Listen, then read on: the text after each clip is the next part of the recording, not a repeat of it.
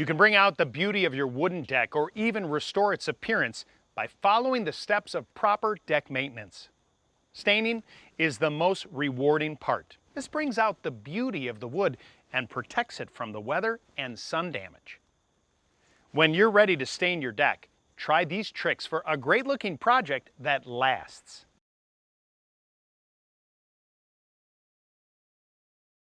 Cover up the nearby landscaping, siding, doors, and other surfaces to protect them from splatters.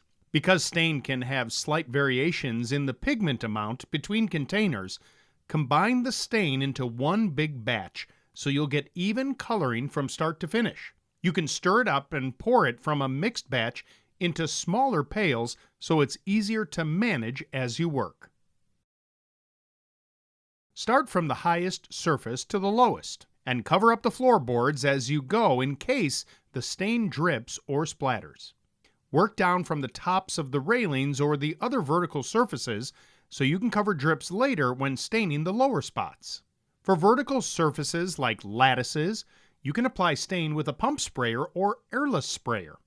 But you'll have to prevent the stain from pooling and usually need to back brush after spraying to ensure even coverage and color. As you stain the floorboards, work on only 1 or 2 boards at a time. Start on the end grain and completely cover to the edge of the board in smooth strokes. Keep the edge of the stain moist in the direction you're brushing. This prevents creating marks left by overlapping stain. Finish with a heavy coat on the end grain. Here are a few more tips. Pigments settle to the bottom of the bucket, so stir the stain each time before you reload the applicator.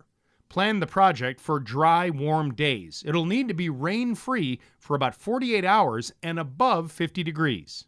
Avoid working with direct sun overhead. This can dry the stain out too quickly as you work. Let your project dry and cure before walking or moving furniture back onto the surface. This usually takes between 24 and 48 hours. Keep in mind, the less sun a surface gets, the longer it takes to dry. Vertical surfaces, northern-facing areas, and covered or enclosed areas take longer because the sun hits them unevenly or indirectly. For the tips, advice, and tools you need, visit your neighborhood Ace. And find us online at acehardware.com. Ace is the place with the helpful hardware, folks.